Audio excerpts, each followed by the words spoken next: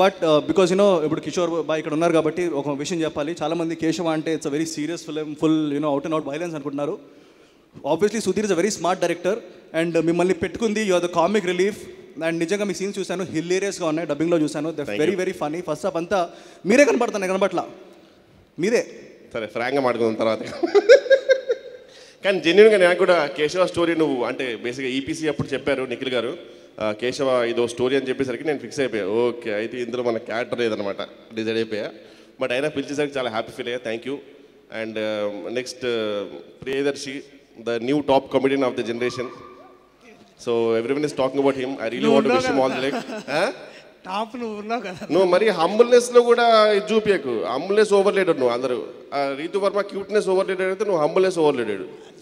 పర్లేదు ఫ్రాంక్ ఉండొచ్చు.